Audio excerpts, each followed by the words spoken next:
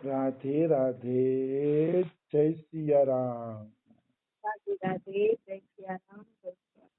આપણે ચૈતર મહિનો હોવાના કારણે ઓખા હરણની કથા ચાલુ કરી છે. ઓખા હરણની કથામાં પરીક્ષિત રાજા પ્રશ્ન કરે છે કે મને ઉષા અને અનિરુદ્ધના લગ્નની કથા સંભળાવો, કે જેમાં શિવજી અને કૃષ્ણ ભગવાનનું ઘમાસાણ યુદ્ધ થયું હતું. મારે એ કથા સાંભળવી છે. ત્યારે સુખદેવજી કહે છે કે તમે બલિ રાજાની કથા તો સાંભળી લીધી. એમણે વામન રૂપધારી ભગવાનને આખી પૃથ્વીનું દાન કરી દીધું હતું. ઈ બલિ રાજાને 100 છોકરા હતા. એ 100 છોકરામાં સૌથી મોટા હતા બાણાસુર. બલિરાજાના 100 સંતાનમાં મોટા સંતાન આપણે બાણાસુરને કહી શકીએ.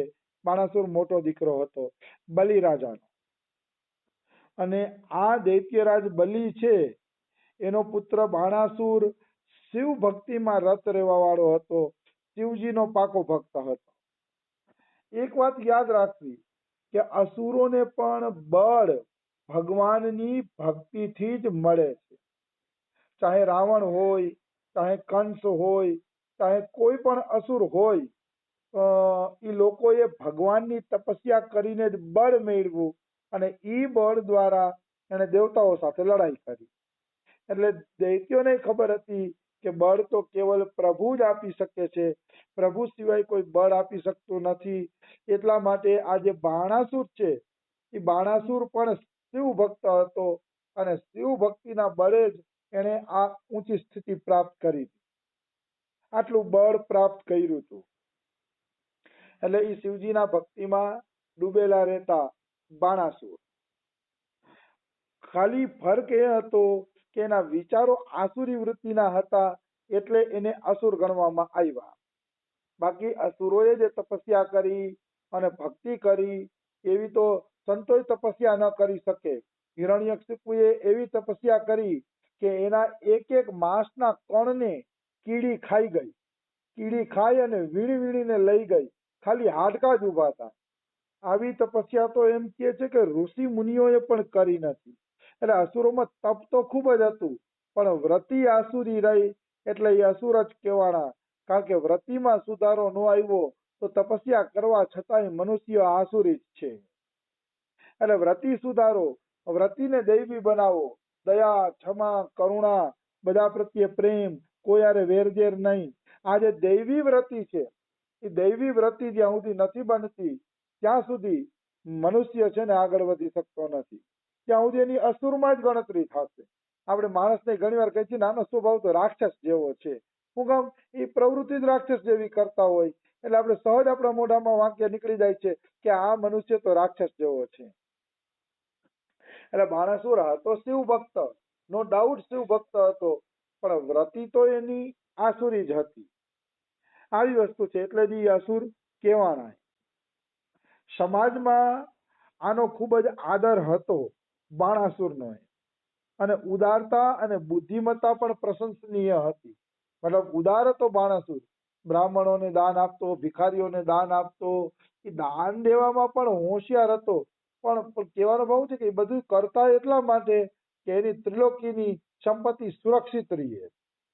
અને દેવતાઓ હારે વેરઝેર કે દેવતાઓ કોઈ દી અમને જીતી ન શકે એટલા માટે આ દાન પુણ્ય ઉદારતા ને એવું બધું. ભગવત પ્રાપ્તિ માટે એની કોઈ ક્રિયા નહોતી. આવી વસ્તુ છે. તો એની પ્રજા છે ને એ આમ સુખી હતી. એની પ્રતિજ્ઞા અટલ હતી બાણાસુરની, અને એ વાતનો ધની હતો. મતલબ જે વાત કહી દે ને એ વાત પોતે પૂરી કરતો. એવા વ્યક્તિને વાતના ધની કહેવાય. ઘણા માણસ છે ને પોતાની વાતના પાકા હોય. એ સ્વભાવ સારો. તમે જે કોઈ વાત કરો, જે કોઈને મદદ કરવાની વાત કરી હોય તો એ વાતમાં તમારે પાકું રહેવું પડે. જો જે વાતના ધની નહીં હોય ને એ વ્યક્તિ છે ને પછી ખોટા સાબિત થઈ જશે. હા ઠીક છે એ તો વાતું કરે, બાકી ટાઈમે એ માણસ ઊભો નથી રહેતો. એટલે તમે વાતના ધની બનો. જ્યારે જેને જે કહી દીધું હોય ને એ કર્મ તમે કરો. આવી વસ્તુ છે. હું આજે વિશ્રામ કરતો હતો અને 2:30 વાગે અમારા ગુરુ બહેનો અને એમની માતા મળવા આવ્યા. તો 2:30 વાગે હું મોઢું ધોયા વગર ઉઠીને સીધો એની હારે સત્સંગમાં લાગી ગયો. કારણ કે આમ તો હું સૂતો જ નહોતો, જાગતો હતો. પછી 3:30 પોણા 4 બીજા ગુરુ બહેનો આવ્યા, એ 5:30 સુધી રહ્યા. એમ કરતા કરતા મારે કન્ટિન્યુ 5 કલાક જેવો સત્સંગ થઈ ગયો. તો 2:30 વાગ્યાથી લઈને 5, 5:30 સુધી, 6 સુધી. તો કહેવાનો અર્થ શું છે? કષ્ટેય પડતું હોય, ઘણી વખત મન લાગતું પણ ન હોય, તો પણ વાતના ધની રહેવાનું. આપણે કહી દીધું હોય, કોઈને બોલાવ્યા હોય કે આવજો, અને આવે તો વાતના ધની રહેવાનું. પછી ના ન પાડવી જોઈએ, સારું ન લાગે. આવી વસ્તુ છે. જે માણસ કષ્ટ સહન કરીને પણ પોતાની વાતમાં પાકો ઊભો રહેશે ને, એના ઉપર ભગવાન પ્રસન્ન થશે.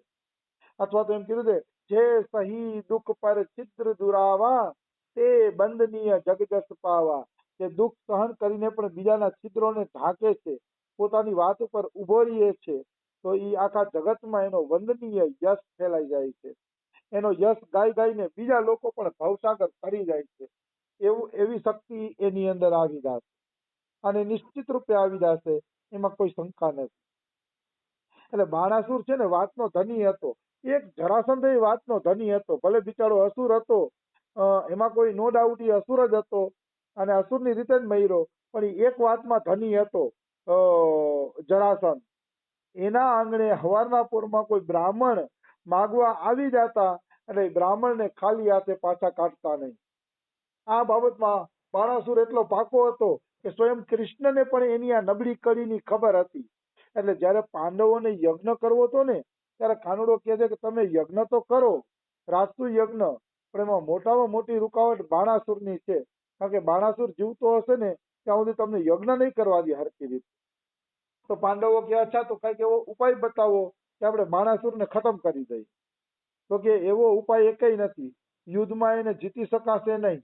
કારણ કે બાણાસુરને ઘણા બધા વરદાનો મળેલા હતા.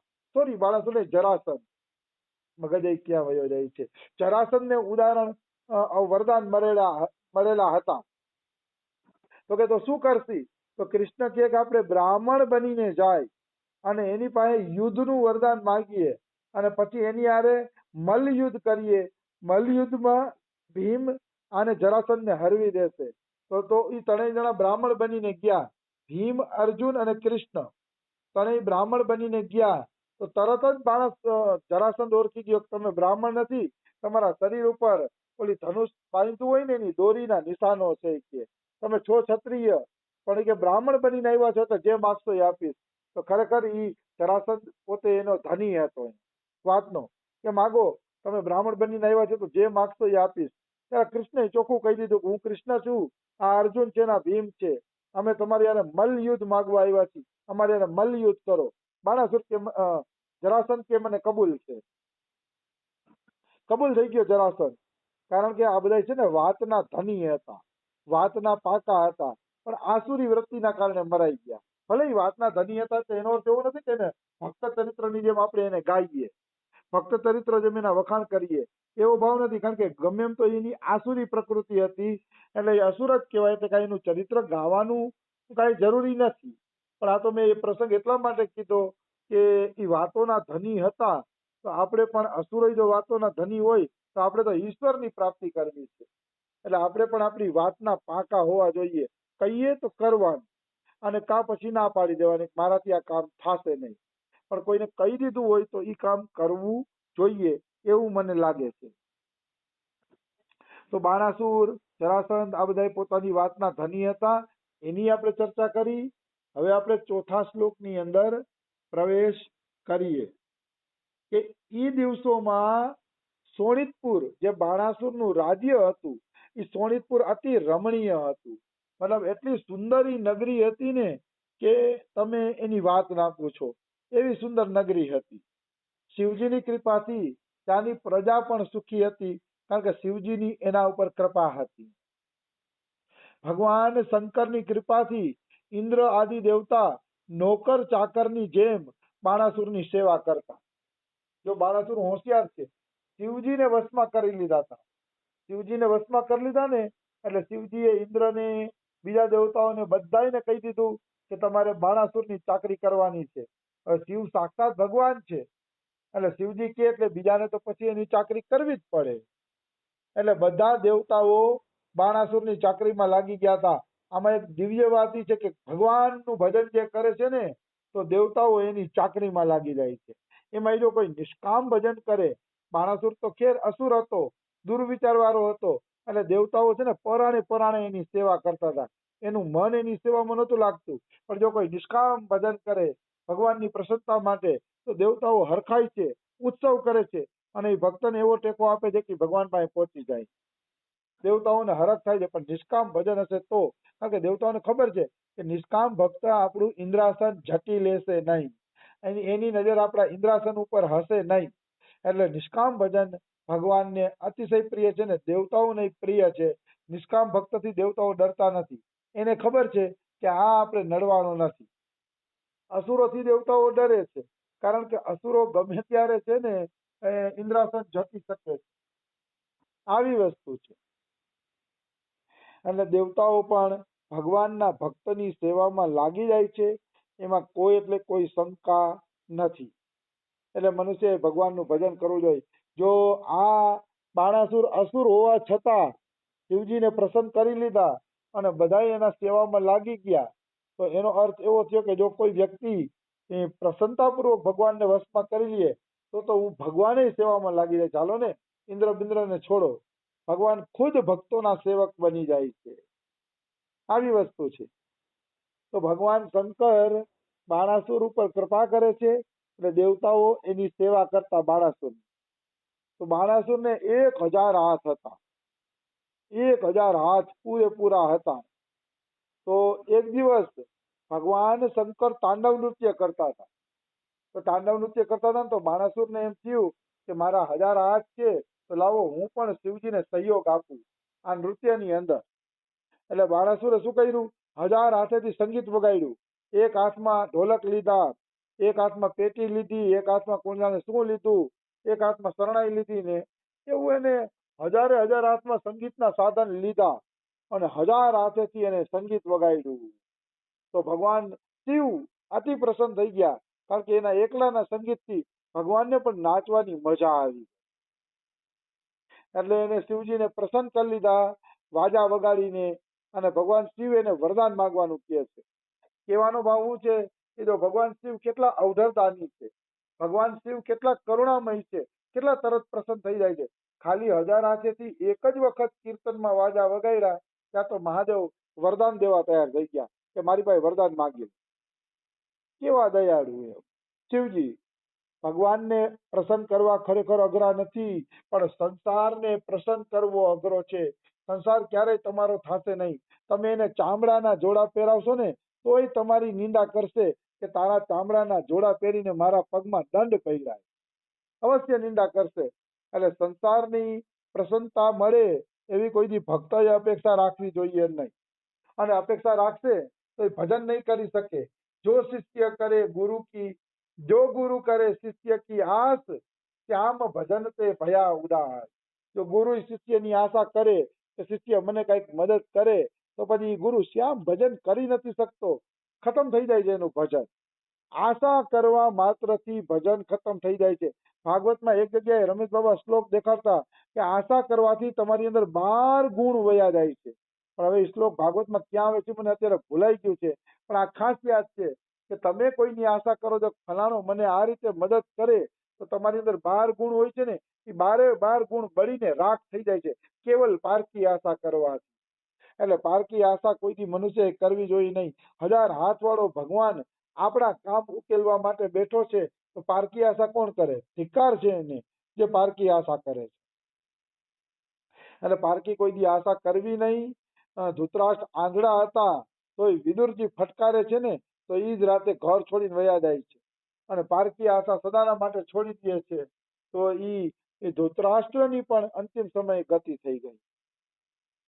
એની પત્ની જે છે એની પણ સદગતિ થઈ જાય છે ગાંધારીની. તો કહેવાનો ભાવ છે પારકી આશા નહીં કરવાની. રમેશ બાબા એમ કહે છે કે મારે તો એવી જગ્યાએ શરીર છોડવું છે કે જે જગ્યા ઉપર કોઈ મને પૂછે પણ નહીં કે તે પાણી પીધું કે નહીં, પાણીનું પૂછવા વાળા ન હોય એવી જગ્યાએ મારે શરીર છોડવું છે, એમ રમેશ બાબા કહેતા હોય. તો સમય થઈ ગયો છે. બીજું આપણે કાલે લઈ લેશી. રાધે રાધે, જય સિયારામ. રાધે